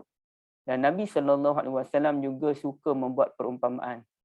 Orang-orang tua kita zaman dulu pun, terutamanya kalau ibu-ibu biasa dengan Tok Guru Ni Aziz, pun suka membuat perumpamaan yang sesuai dengan masyarakat tempatan. Jadi kalau orang tu orang yang tinggi nilai sastra dia, ataupun dia orang-orang tua dulu ya, jadi dia suka buat perumpamaan. Jadi dengan perumpamaan itulah kita belajar sesuatu daripada kehidupan kita kan. Baik. Jadi ibu-ibu yang dirahmati Allah, hadis ini antara hadis yang saya belajar awal dululah masa di universiti dulu. Untuk menunjukkan pentingnya kita menuntut ilmu dan memberikan manfaat daripada ilmu tersebut. Okey, baik. Apakah manfaat yang paling besar dalam menuntut ilmu? Manfaat yang paling besar dalam usaha menuntut ilmu ialah melakukan perubahan kepada masyarakat. Okay, melakukan perubahan kepada masyarakat.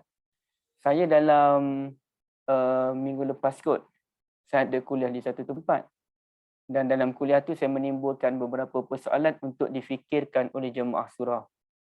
Dan saya tidaklah memberikan jawapan yang tuntas terhadap persoalan yang wujud. Tapi lepas kuliah tu panjang pula bahas di belakang, di luar surau. Seronok orang situ, orang terbuka. Alhamdulillah. Kalau kita berbalas-balas kritikan dengan adab, tidak ada masalah sebab terbuka ya. Jadi antaranya benda yang saya timbulkan ialah kalau kita suka mendakwa bahawa amalan kita ni amalan ulama dulu, amalan orang-orang tua dahulu. Bila ditanyakan dari mana datang amalan ini? Ini amalan orang-orang tua dahulu. Dan mungkin kot kita pernah bincang kot di sini, saya pun lupa dah. Jadi contohnya tahlil arwah. Hanya datang dari mana tahlil arwah ni? Ini amalan orang tua-tua dulu. Okey, tak apa. Kemudiannya amalan apa lagi? Amalan kalau kita kata apa? Amalan tunggu kubur. Ini orang tua kita dulu buat ni, tok guru kita dulu buat ni. Okey, tok guru orang tua dulu, tok guru dulu buat. Okey, amalan apa lagi? Amalan yang Ustaz Zahiruddin bincang tu, tiup sapu pada mata tu ketika hayya alal falah. Bila ditanyakan, ni pun amalan tok guru kita dulu ni. Amalan orang tua dulu. Kita suka dakwa. Ini amalan orang dulu, ini amalan orang dulu. Ada barang sampai kat rumah. Saya kena pergi. Kejap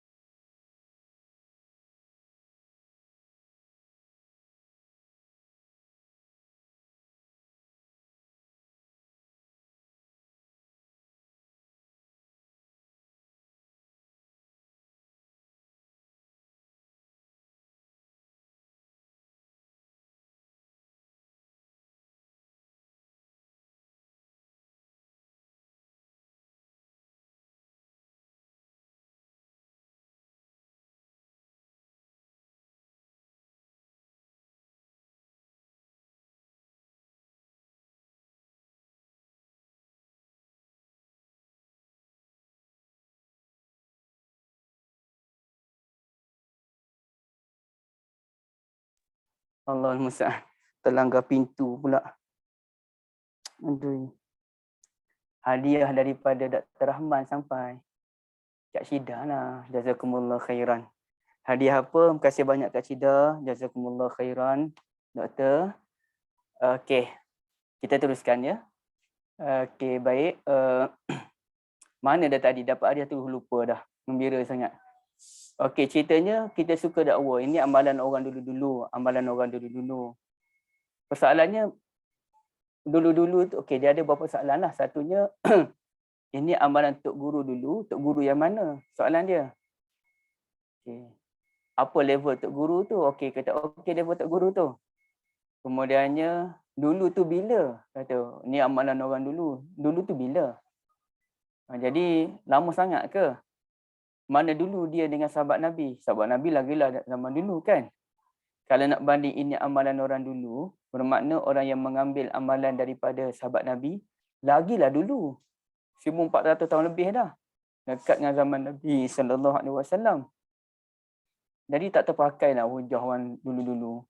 Semacam mana orang kafir bila diajak untuk menyembah Allah, mereka menyatakan, ini qalu bal wajadna aba'ana al-awwalun, kami dapati amalan ni daripada tok nenek moyang kami dulu. Hujahnya tok nenek moyang. Tapi dia tak tahu tok nenek moyang zaman bila yang sembah berhala tu. Tok nenek moyang atas-atas lagi tu yang sembah Allah tu macam mana? Jadi ini masalahnya. Termasuk semalam saya ada bincang dengan Ustaz Nasai Hanafi, yang panel jemputan semalam. Kalau ibu-ibu tengoklah program semalam ya. Saya tanya Ustaz Nasai selepas habis perbincangan, Ustaz, ini saya bincang secara tertutup dengan ibu-ibu je. Ibu-ibu setuju ke tak setuju ke, tak perlu bisingkan isu ni. Kita bincang di sini je. Kita setuju ke, kita tak setuju ke, kita bincang di sini. Kita tak perlu bawa ke dalam hati, kita tak perlu nak bergaduh sama kita, dan kita tak perlulah nak sebar di luar ya. Baik, apa pandangan Ustaz terhadap tradisi sekarang ni menjadi tabiat banyak surau di Lembah Kelang yang membaca suratul Muluk selepas salatul Isyak? Saya tanya dia. Okey, kata bid'ah. Tak boleh nak pertahan macam mana ibu-ibu sekalian? Apa hujah kita nak memperjuangkan amalan tersebut?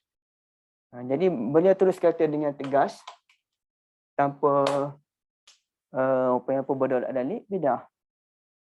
Dan itu dianggap sebagai bid'atun idhafiyah, bid'ah yang disandarkan. Maknanya kita buat bid'ah tu, kita sandar dengan amalan-amalan tertentu.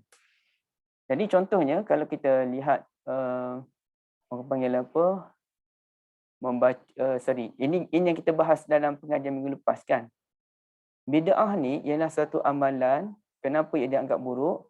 Kerana pada akhirnya orang menganggap ini adalah amalan sunnatun Nabi SAW, yang mana kalau kita tak buat, kita akan mendapat kerugian. Sampai satu tahap, dia akan jadi macam tu. Okay. Sampai satu tahap nanti, dalam beberapa tahun nanti, kalaulah ada orang surau yang tidak tiba-tiba datang AJK baru, dan AJK baru menghapuskan budaya tersebut, membaca suratul Muluk berjamaah di surau, ya, pasti AJK itu akan dikritik oleh masyarakat tempatan. Tunggu AJK zaman sekarang.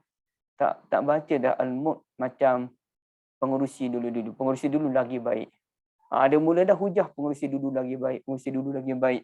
Padahal pengurusi dulu lagi baik tu sebab jemuk je. Yang lain tak buat kerja apa pun.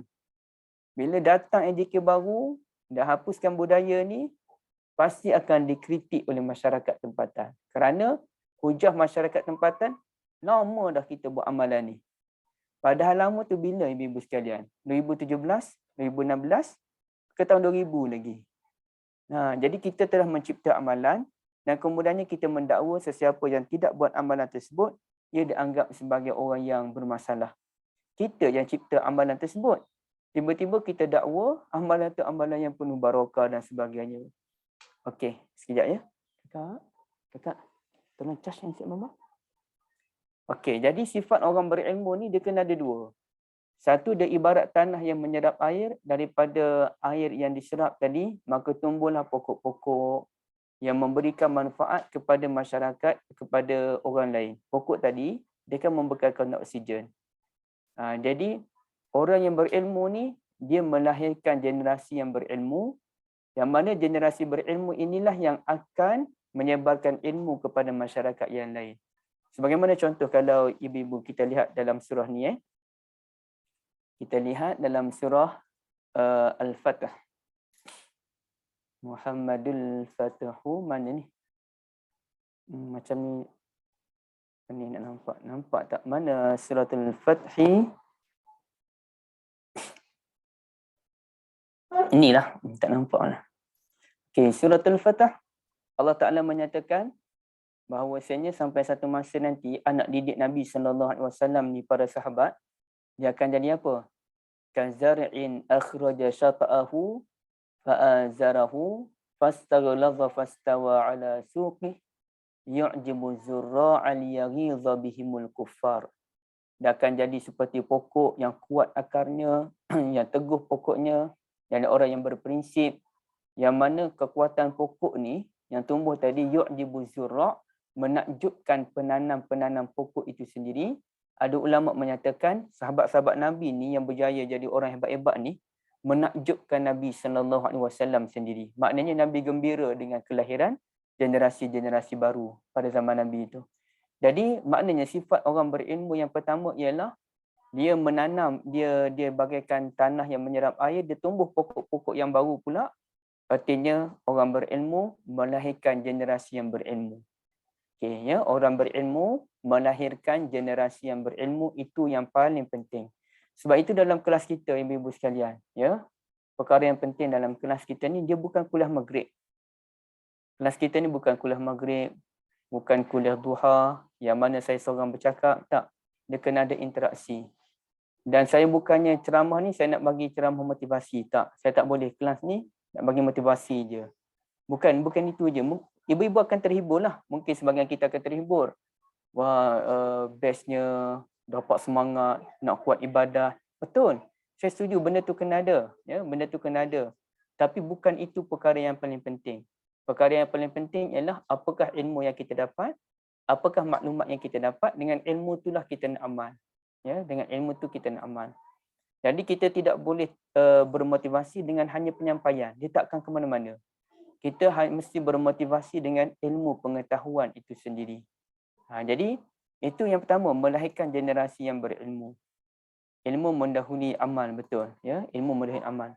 Yang kedua ialah kalau kita tak mampu melahirkan generasi berilmu pun, kurang-kurang ilmu kita memberi manfaat kepada orang lain, bagaikan tanah yang menakung air, yang mana tanah yang menakung air tadi orang boleh ambil air tu nak bagi minum kepada haiwan ternak, orang boleh mandi ke dan sebagainya. Sebagaimana air sungai, air laut ke, okey, bolehlah orang dapat manfaat.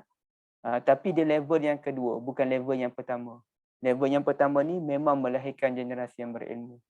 Jadi kita kena termasuk dalam dua kelompok ni lah, ibu-ibu sekalian. Jangan jadi kelompok tanah yang ketiga, menakung air pun tidak, menyerap air pun tidak, akhirnya ya tak ke mana-mana. Okey, baik. Dan ini boleh kita buat satu panggil apa, kalau orang pandai buat poster ni, infografik ni, boleh buat dia ni 3 jenis tanah. Tanah yang menyerap air, tanah yang menakung air, tanah yang tidak ada apa-apa manfaat. Iyazan billah, wallahu a'lam. Silakan kita buka perbincangan.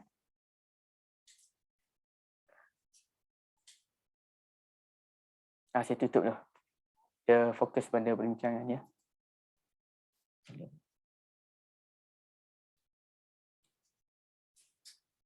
Prof Narita pun ada. Fadhali. Anis Atika. Kak Anis ada, Kak Anis? Kak Anis Arsila tak ada? Kak Anis dia outstation ke Terengganu, mungkin sehari dua dia akan panggil ikut. Oh, ya ke? Okey. Silakan Kak Syidah dan sesiapa saja kalau ada sebarang perbincangan boleh kita bincangkan. Ustaz, Kak Syidah ni orang kata refleksi pada diri sendirilah kan.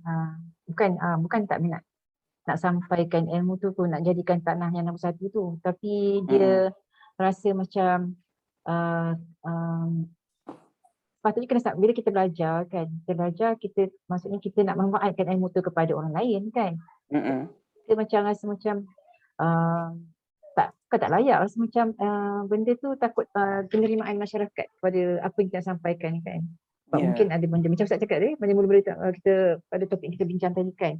Nak dapatkan ilmu tu, maklumat tu kita kena tabayun, kita kena dapatkan kesahihan dulu untuk sama ada benda tu Kak Syida kalau nak beramal dengan apa Kak dah dengar dulu, kita akan tanya Ustaz-Ustaz. Alhamdulillah Allah rezekikan berdamping dengan Ustaz-Ustaz untuk sama ada amalan itu sahih ke tidak daripada Nabi ke tidak kan, sekiranya tidak bukan amalan itu bukan sahih daripada Nabi, kita nak tinggalkan, tapi kita sampai ke benda tu kepada masyarakat. Jadi macam teruskan benda kita nak meyakinkan masyarakat benda tu bukan amalan yang sahih, ada hadis yang dhaif kan, tapi hadis yang dhaif tu masih dia boleh beramal, mesti kepentingan untuk melihatkan hadis yang utama tu, hadis yang sahih tu tak nampak lagi pada masyarakat kita kan. Sampaikan dia macam rasa macam nak meyakinkan masyarakat tu, rasa macam kita tu tak mampu lah kan, kawan-kawan. Jadi kita ni belajar tapi nak sampaikan tu rasa macam benda tu sukar Ustaz. Okey, tak apa Kak. Kita boleh masuk dalam generasi tanah yang kedua tadi yang memberikan manfaat dengan takungan air yang ada, ya. Kita tak mampulah nak, bukan semua orang pun mampu jadi orang yang pengajar. Tapi kan ada kalam hikmah yang berbunyi. Okay, saya cuba share je kalam hikmah ni. Dan kalam hikmah ni pun saya pernah kongsikan sebelum ini. Cuba kita lihat lagi. Kun aliman atau muta'alliman tu kan. Okay, baik.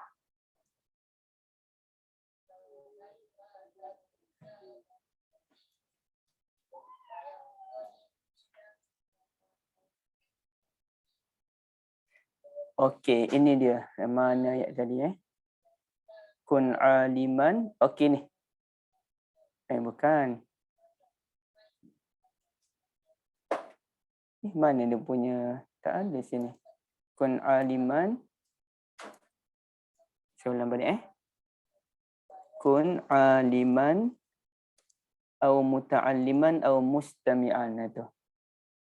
Kun aliman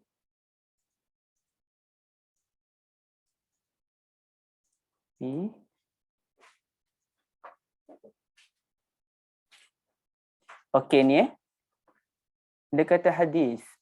Hadis riwayat At-Tabarani. Maknanya hadis ini pun kena cek baliklah sejauh mana kesahihan dia ya. Tapi kata Nabi, kata hadis ini kun aliman au muta'alliman au mustami'an au muhibban wala takun al-khamisah fatuhlik. Jadilah orang yang berilmu ataupun orang yang menuntut ilmu ataupun orang yang mendengar pengajian ilmu.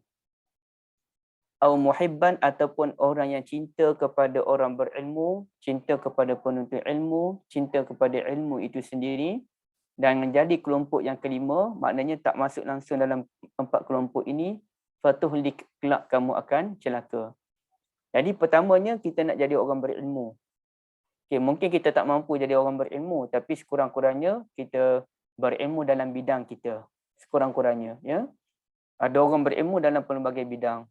Ada orang yang mampu berilmu dalam satu bidang sahaja. Dan kebanyakan orang dia hanya mampu berilmu secara pakar hanya dalam satu bidang. Secara pakar lah. Tapi ada juga orang yang Allah berikan kemampuan dalam 2-3 bidang dia kuasai secara maknanya betul-betul pakar. Ya? Kalau kita tak mampu jadi orang berilmu, kita mesti menjadi muta'alliman, orang yang menuntut ilmu. Ya? Itu level yang kedua. Kalau kita tak mampu jadi penuntut ilmu, kita mesti jadi mustami'an. Paling kurang kita dengarlah.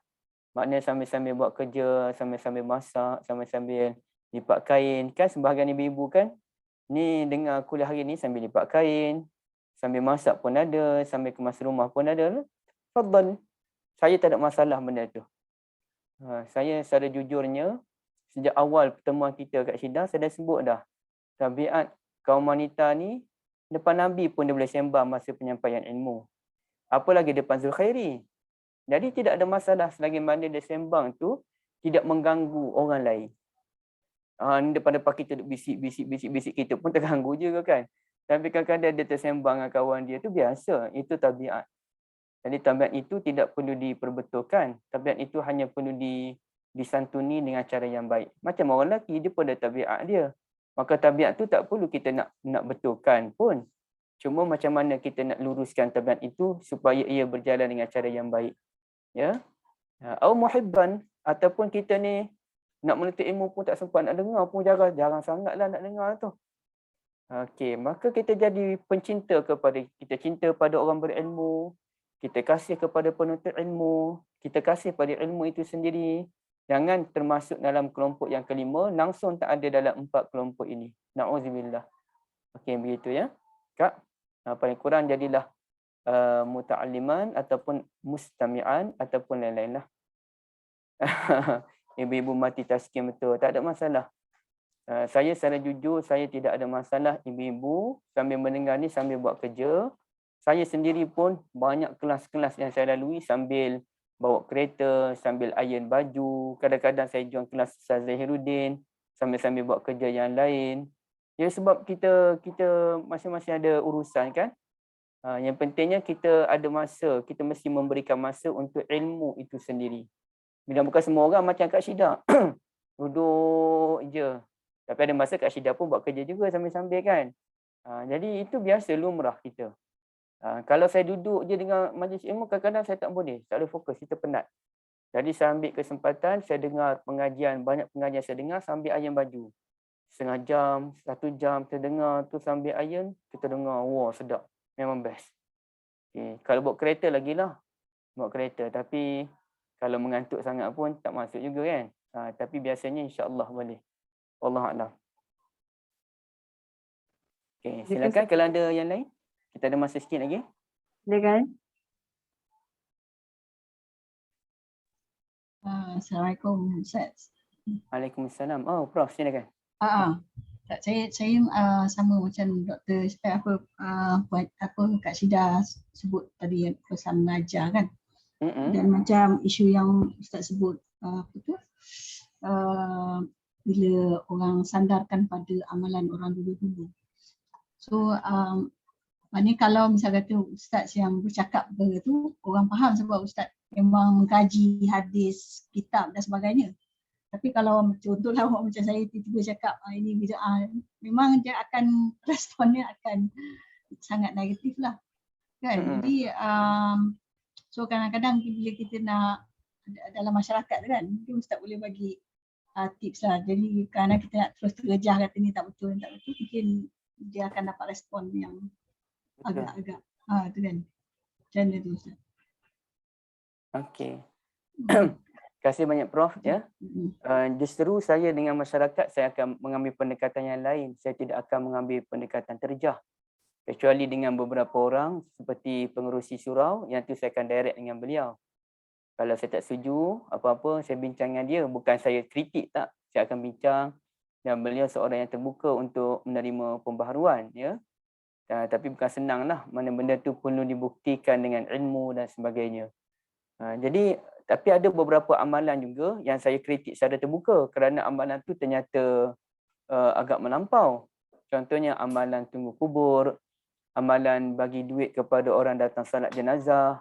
Ini amalan datang dari mana ibu-ibu ya? Tak ada satu pun orang soleh yang mana mengesyorkan kita bagi duit kepada orang datang salat jenazah. Begitu juga amalan upah budak sekolah tahfiz membaca Al-Quran kepada si mati. Tak ada ni. Ini semua amalan bertentangan dengan pemahaman ulama. Tak boleh dah. Yang ni saya akan tentang secara terbuka lah. Tapi kalau siratul muluk ni saya tak akan tentang secara terbuka. Itu bahaya. Tapi siapa yang mula amalan itu saya tak puas hati tu. Siapa yang mula tu? Dan pernah maknanya kita kena lihat keadaan juga Prof ya. Saya kalau orang jemput untuk jumlah datang ke rumah untuk tahlil sebagai contoh, saya takkan pergi.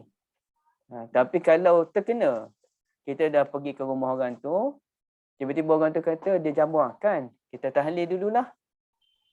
Kata tahlil dulu tu, saya tidak akan kalau tengah orang baca tahlil, saya mulalah baca ayat Quran. Saya baca benda lain lah. Saya tak ada apa-apa, saya tidak terlibat pun. Cuma saya duduk physically-nya, saya berada di situ. Tapi amalannya, saya tak ikut pun apa bacaan orang di situ. Okey, Prof ada apa-apa tambahan? Yalah, sebab kadang-kadang dalam macam suasana pejabat, kita nak bawa majlis ilmu tu dalam pejabat supaya benda tu benda rasmi, bukan benda di luar pejabat kan. Tapi dia mungkin dia akan dia lebih selesa mula dengan baca Yasin dulu. Lepas tu macam tu lah. Sebab benda tu ni, tapi maknanya akan ambil masa lah untuk kita akhirnya kita tukarkan kepada majlis ilmu. Betul. Kita minat sungguh dengan surah Yasin. Saya pun tak tahu kenapa. Ibu-ibu teruskanlah pengajian surah Yasin dengan Ustaz Nazri itu, teruskan. Itu pengajian, tak ada masalah.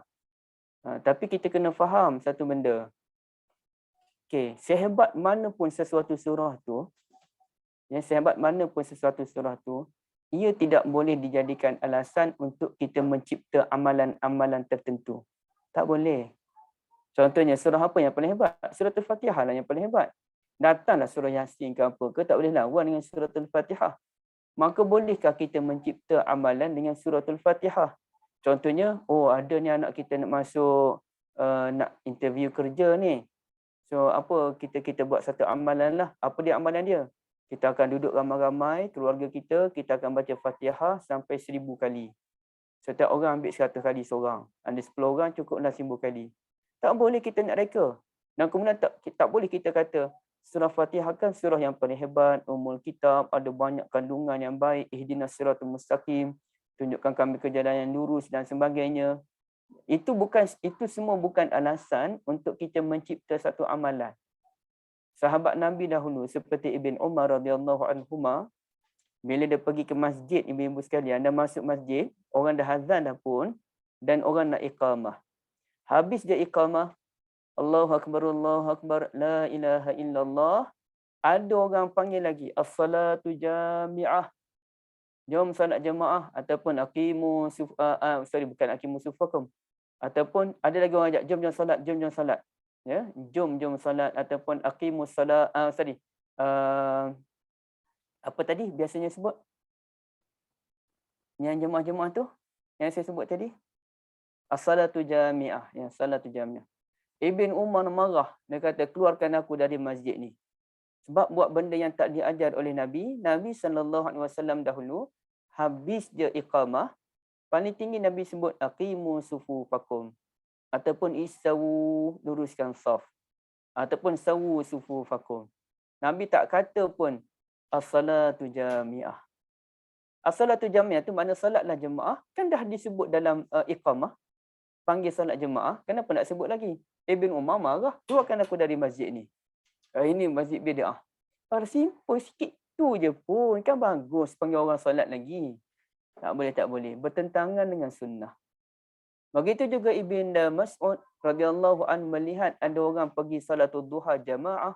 Ibn Mas'ud kata ini amalan bid'ah. Apa ni? Siapa yang ajar salat duha berjemaah? Tapi setiap orang ada alasan. Tak, kami nak ajar orang supaya dekat salat jemaah. Habis tu zaman Nabi tak nak ajar orang. Itu.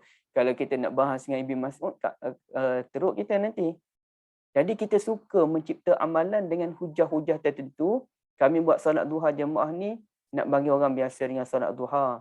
Kami buat surah muluk secara berjemaah ni, nanti kalau orang balik ke rumah, orang tak baca suratul muluk dan sebagainya. Jadi kacau habis amalan kita nanti, ibu. Kita tak ada disiplin. Ya, kita tidak ada disiplin dalam beramal. Dan kemudiannya, dengan minta maaf termasuk pada ibu saya, minta maaf. Zaman-zaman sekarang muncul pula, ini kita bincang secara tertutup tanpa menyalahkan mana-mana pihak. Saya tak bertujuan nak menyalahkan mana-mana pihak, tapi kita kena meluruskan amalan ni, iaitu amalan Yasin secara online pula. Perempuan ramai, anak beranak baca Yasin secara online pula. Ini amalan baru. Jadi sampaikan, kenapa saya jadi terasa sangat dengan amalan Yasin ni? Ada orang sakit COVID. Kawan lah, senior saya sakit. Lalu kawan-kawan pun kata kita kena buat bacaan Yasin jemaah online pukul sekian. Waktu jemput ramai-ramai datang. Kenapa kita mesti menetapkan satu masa untuk berdoa pada kawan kita tadi? Saya nak tanya orang yang menganjurkan tu, tak bolehkah saya nak berdoa sekarang?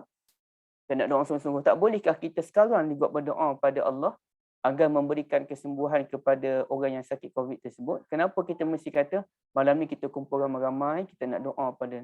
Kenapa mesti wujud satu berkumpul ramai-ramai, kenapa mesti kita nak baca Yasin, doakan kepada orang sakit COVID tu. Saya tak faham, saya tak boleh nak imagine apa benda yang dicapai sebenarnya. Jadi orang sakit kita doa. Kita doa, dan doa tu bukannya perlu ada masa yang khusus. Bukan perlu berkumpul ramai-ramai. Masing-masing berdoa pada Allah, berikan kebaikan pada orang sakit. Tapi kita sudah jadikan ia sebagai amalan. Jadi macam mana ibu-ibu sekalian? Nanti tapi kalau orang kritik kita akan jawab, salahkah kami berbuat demikian? Salahkah kami nak berdoa pada Allah? Oh, ustaz ni nak doa pada Allah pun tak boleh. Dia akan jadi macam tu pula. Dan ini semualah yang akan mematikan hujah orang yang berilmu dengan hanya menyatakan salahkah. Jadi orang berilmu pun nak jawab macam mana? Kalau kita jawab pun dia tetap akan kata salah ke benda ni kan? Okey, ada kelarangan daripada hadis Nabi buat benda ni secara khusus. Jadi inilah yang akan menyuburkan amalan-amalan baru yang mana disebutkan oleh Ummuna Aisyah radhiyallahu anha, iyyakum wa muhdatsatil umur. Kamu kena menjauhi amalan-amalan baru dalam agama, ambil amalan tu pure datang daripada Nabi sallallahu alaihi wasallam. Yang macam resepi makanan ibu-ibu sekalian, ya. Kita nak belajar buat kuih, biskut apa tu? Biskut, saya lupa dah apa nama biskut masa raya tu muncul. Tak apalah, apa-apa biskut lah kan. Okay, resepinya berapa banyak tepung gandum kena bubuh. Ataupun saya buat aiskrim Malaysia dengan anak-anak kan. Okay, berapa banyak dia punya kadar susu nak dibuat. Berapa banyak Oreo nak dimasuk dalam plastik aiskrim Malaysia tu. Dan kalau KitKat, berapa banyak pula KitKat dibuat. Okay, saya ada resipi saya sendiri untuk buat benda tu. Saya dapat agak dah berapa banyak susu kena bubuh. Susu tu kena ada susu cair, kena ada susu pekat, kena ada sedikit garam. Kemudian macam mana kita proses, macam mana kita sediakan Oreo tu, cara kita berbeza dengan cara orang lain. Macam mana cara kita nak ikat pun berbeza dengan orang lain. Saya dah tengok cara orang lain buat, saya buat cara saya sendiri berbeza dengan orang lain. Dan tiba-tiba saya nak langgar benda tu. Saya wariskan pada anak saya, bila kita nak buat ni, ini cara dia, ini cara dia, ini cara dia. Tiba-tiba anak saya langgar benda tu, ikut dan dia je. Garam dia masuk 2 sudu. Oi, garam ni masuk cukup rasa je, sikit je. Dia masuk 2 sudu. Nak bagi betul-betul lemak ni. Kemudiannya dia buat susu tu manis. Oreo tu dia bubuh sampai separuh plastik aiskrim Malaysia. Separuh bubuh nak jual yang terbaik ni. Ibu-ibu sekalian, bila kita masuk berlebih-lebihan dan kita guna alasan, apa salahnya kami nak masuk Oreo separuh? Sebagai contoh. Kacau lah resepi tu. Maknanya dia kena ikut resepi dia. Tiba-tiba kita langgar resepi tersebut, memang tak jadi. Biskut raya pun, kalau kita langgar resepi tu takkan jadi. Kalau dalam biskut raya pun, dalam makanan pun kita berkira-kira, kalau 200 gram, 200 gram lah kita buat. Hatta saya ingat kalau mak saya dulu duduk buat kuih raya ni, lebih sikit je berapa gram, buang balik. Nak betul-betul cukup tu, berapa gram tu. Itu pun kita berkira berapa banyak. Kenapa dalam bab amal ibadah kita tak berkira ibu-ibu sekalian? Benda ni Nabi sallallahu alaihi wasallam buat ke tak buat? Al-Fatihah kepada Nabi sallallahu alaihi wasallam, ila hadratin Nabil Mustafa Muhammad bin Abdullah, sekian Al-Fatihah. Cuba sebutkan mana sahabat Nabi, mana alim ulama sedekah Fatihah ataupun hadiah Fatihah kepada Nabi sallallahu alaihi wasallam. Tapi bila kita pertikaikan benda ni, dia akan kata, salahkah kami nak hadiahkan kepada Nabi sallallahu alaihi wasallam? Pula dia akan kata macam tu. Hujahnya salahkah kan. Maka perkembangan ilmu tidak akan berjalan dengan baik. Bahkan budaya bid'ah ni akan berterusanlah kalau kita sentiasa menggunakan alasan apa salahnya. Tok guru kami dulu pun begitu, mak ayah kami dulu pun begitu, dah lama dah kami buat amalan ini. Ini semua akan mematikan budaya ilmu di tempat kita ibu-ibu sekalian. Wallahu a'lam. Saya minta maaf ya. Ustaz. Puan Zaitun. Saya tuan tanya sekejap. Ini masalah kita ni lah jadi cadangan Ustaz jalan keluar. Contohnya sekarang ni masalah yang sakit COVID kan, kita pun tak boleh nak melawat, tak boleh nak apa. Jadi kita nak setang dia simpati kan. Yang baca Yasin dengan ramai tu kan. Kononnya berjamaah lah. Sekarang ni pilihan yang kita ada, cadangan Ustaz untuk kita nak menukarkan daripada daripada apa yang kita buat tu, yang kita rasa tak mengikut sunnah tu, kepada cara yang lebih baik yang mengikut sunnah, tetapi kita masih boleh mengajak berjemaah atau bersama-sama dengan komuniti, bersama-sama. Kalau seorang-seorang macam tu dia tak macam aktiviti surau masjid, dia macam tak ada aktiviti kan. Jadi kalau bersama-sama tu, kan contohnya lah, sama juga macam tahlil apa semua kan. Satu cadangan penambahbaikan. Puan Zaitun, Puan Zaitun tanya apa cadangan untuk komuniti. Sebenarnya cadangan untuk komuniti ni mengikut sunnah pun ada dan mengikut kefahaman sunnah pun ada. Okay, contohnya begini, mengikut sunnahnya dalam menghadapi COVID, maka kita perlu membaca doa kunut nazilah sebagai contoh setiap kali salat. Tapi sekarang ni tengoklah adakah sesuai tak sesuai kan. Tapi ceritanya itu antaralah, itu pun aktiviti berjemaah. Makna kunut nazilah jamaatan. Satu. Yang keduanya, kalau kita di masjid, kita boleh berdoa lepas solat, kita doa. Dan tak semestinya amalan ini mesti meriah. Kita ni suka amalan tu bersifat meriah, ramai-ramai buat, ramai-ramai terlibat, dia meriah. Kita ni nak meriah ke kita nak benda tu tercapai dengan cara yang betul dan tepat. Okey, baik. Antara contohlah. Dan kita pun boleh masing-masing kita pihak masjid mengesyorkan tuan-tuan dan puan-puan sekalian, tolong perbanyakkan bacaan Al-Quran, dan sambil baca Quran tu, habis baca Quran, tolong doakan saudara-saudara kita di mana-mana tempat yang terkena COVID. Banyakkan membaca Bismillahirrahmanirrahim 3 kali pagi, 3 kali petang sebagai contoh. Okey, maknanya benda tu boleh dibuat dalam bentuk sunnah pun. Tak perlu pun kita buat dalam keadaan berjemaah ramai-ramai baca Yasin dan sebagainya. Itu hanya kemeriahan. Amalan ibadat ni dia bukan berbentuk kemeriahan. Dia mesti mengikut apa yang diajarkan oleh Nabi SAW. Sampai satu masa dia begini, bila kita selalu buat benda tu dalam bersifat komuniti, kita akan hilang zuk kalau buat seorang diri. Padahal contohnya berzikir lepas solat, kita dah biasa dah, habis solat je ramai-ramai beristighfar, ramai-ramai baca surah Fatihah, ramai-ramai baca Yasin, kemudian subhanallah beramai-ramai. Last sekali kalau datang seorang imam yang tidak membaca zikir itu secara jemaah, dibaca perlahan je, kita akan kata, oh, tak biasa zikir macam ni. Ya, sebab kita dah biasa dengan benda macam tu, maka kita tidak akan best dengan satu benda yang baru. Kita dah biasa dah, orang panggil apa, kita dah biasa macam orang, minta maaf ya, orang bukan Islam dah biasa dah makan khinzir. Jadi tiba-tiba dia masuk Islam, dia tak boleh makan khinzir, mesti dia rasa tak best. Okay. Saya bukan kaitkan amalan tadi dengan khinzir, saya nak kata kebiasaan. Betul. Okay, minta maaf ya. Kita dah biasa minum, makan roti canai. Orang Kelantan ni dah biasa makan roti canai. Kalau kuah tu dia mesti letak gula dalam kuah. Minta maafnya saya masih lebih sikit. Okay. Sampai satu masa, seorang Kelantan, dia nak buang budaya letak gula dalam kuah. Dia akan rasa tak sedap. Macam saya pada tahun 2003. Dah lama dah. 2003 tu saya mula bertekad saya nak tinggalkan amalan letak gula dalam kuah. Mula-mula makan roti canai tu, ya Allah tak sedapnya roti canai ni. Biasanya kuah kari tu kita letak 1 sudu gula biasanya. Bila saya tak letak gula, ya Allah tak sedap sangat-sangat. Tapi sekarang saya dah biasa. Ataupun kalau dulu masa kecil, kalau buat Milo mesti saya bubur gula. Faham saya, buat Milo mesti gula.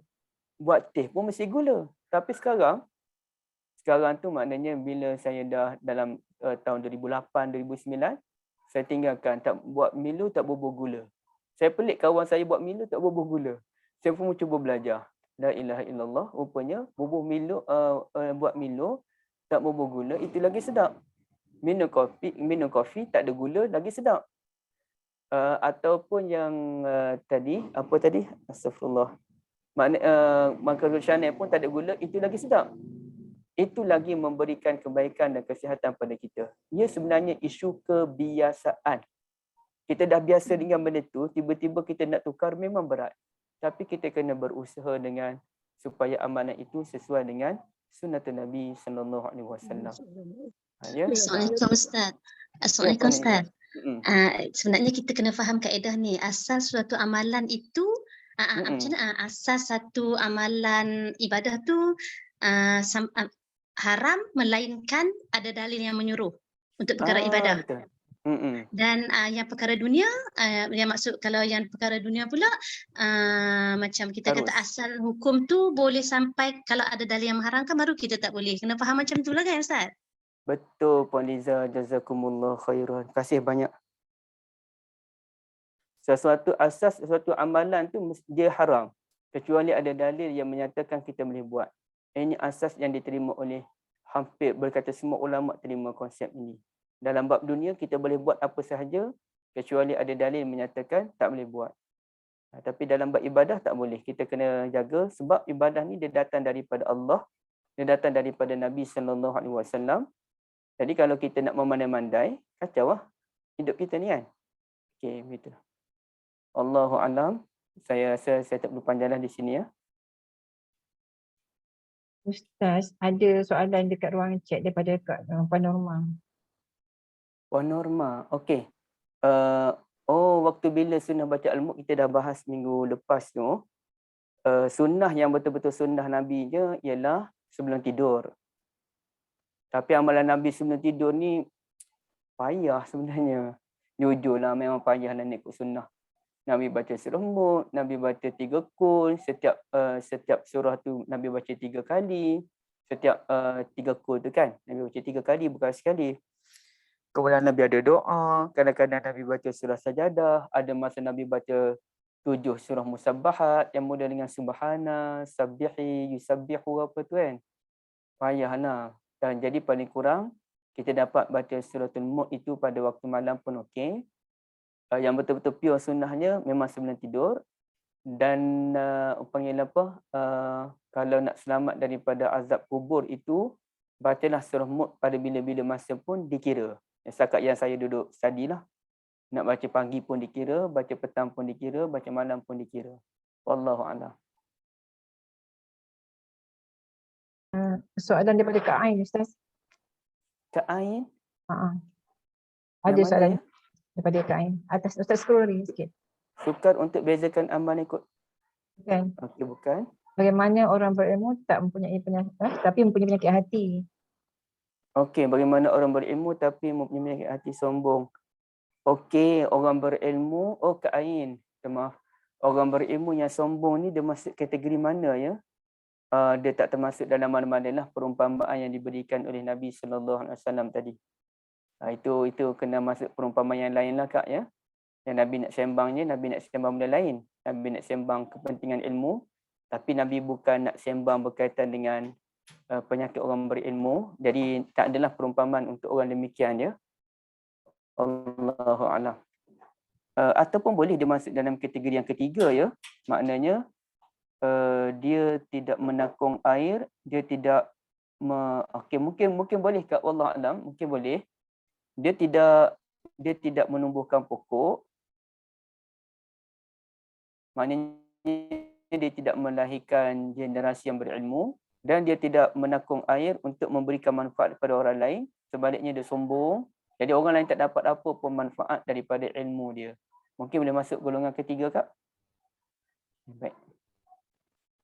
Soalan daripada Kak Rafidah tu Ustaz dah jawab apa ya Ustaz?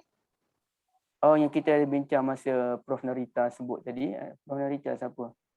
Jadi tapi dia gini, kalau kita berdepan dengan orang keras, kita tak boleh berhujah. Orang yang keras ini dia bukan nak dengar ilmu pun. Jadi kita salam, qalu salama wa idza khatabahumul jahiluna qalu salama. Bila kita sembang dengan orang yang jahil, salama, kita sembang baik-baik jelah. Dia kata apa pun barakallahu fikum, hadakumullah, hayyakumullah. Tu ya cukuplah. Doakan dia saja. Wallahu a'lam.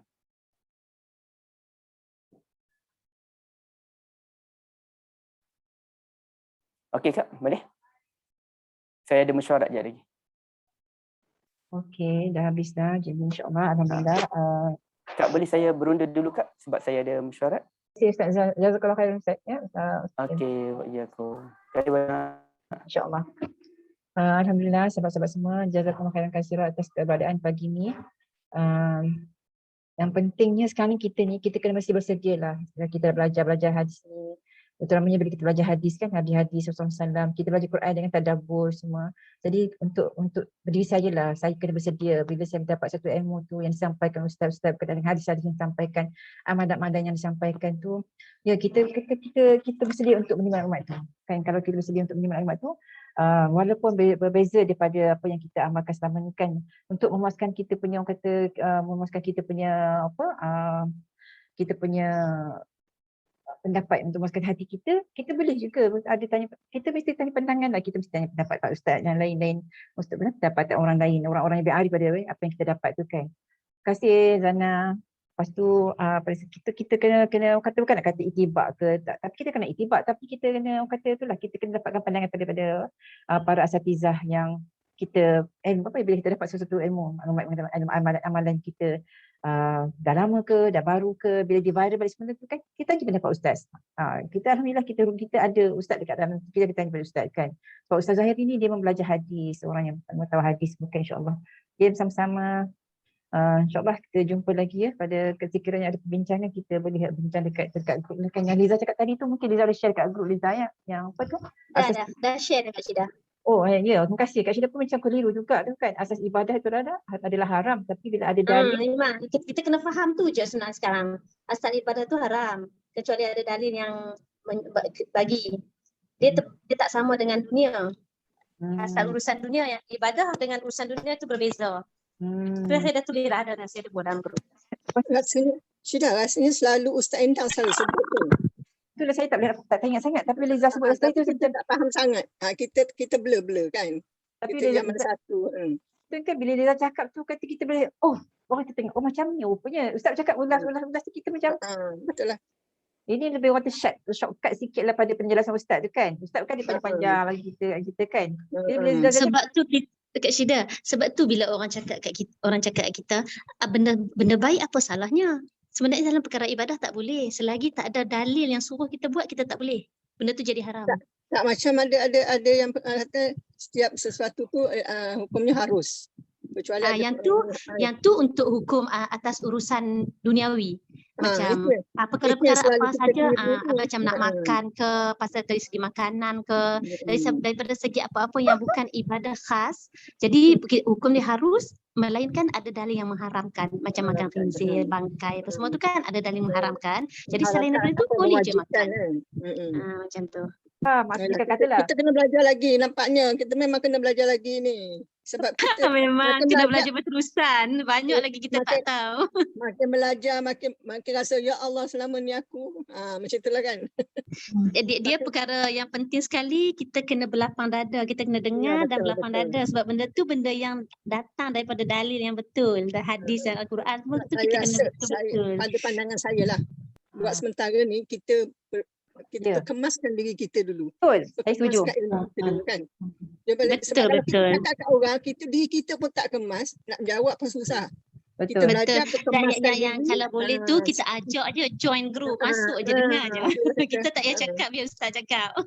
Betul lah. Kalau kita cakap ni, kita siapa kan? Makin banyak amal, makin salah apa amal kita ni. Bukan gitu. Tak, yelah kita belajar disuruh beramal kan. Yelah, salah amal tu. Perbaiki amal kan.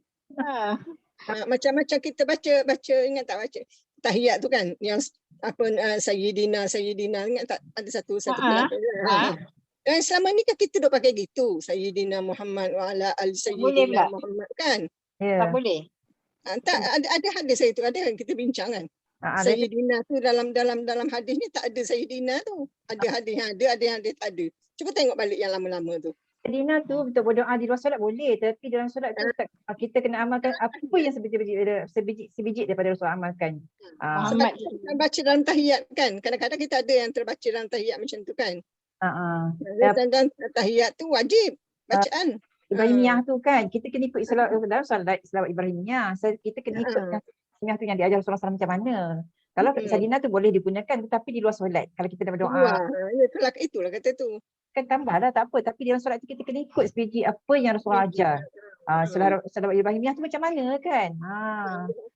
Hari ni Itulah saya kita perbetulkan diri dulu, kemaskan diri dulu. betul. Saya Soalnya berkenaan dengan yang kata apa salah benda tu diharuskan, tapi sebenarnya kan untuk tadi Liza cakap tadi buat untuk benda baik pun salah tu. sahaja yang diharuskan tu. Kalau katakan tu macam piring mangkuk saya ni kan ada pun China tu Ustaz pendapat kata setengah pendapat kata diharuskan sekian. Bab dunia sahaja diharuskan, tapi kalau bab yang ibadah kita dalil dia asas dia mula-mulanya haram, tapi bila ada dalil yang mengatakan benda sekian itu jadikan kita boleh melakukan benda tu semua kan. Baru saya faham lah apa yang sampaikan Liza tadi, Liza kongsi tadi Liza. Terima kasih. Tak apalah sikit Saya memang berpegang kepada yang itu je, sebab tu tak beranilah sebab dah faham asas dalam ibadah tu apa dia, asas dalam urusan dunia tu apa benda, jadi pegang itu je. Kalau kita, sebab tu kita kena terus berguru, kena belajar, kalau tidak kita pun tak faham. Sebab kita kebanyakan kita bukan datang daripada orang yang belajar agama yang betul kan, kita tak tahu. Melainkan kita guru macam dengan ustaz semualah. Kita kena perkemaskan kita punya ilmu kan, tambah ilmu insya-Allah.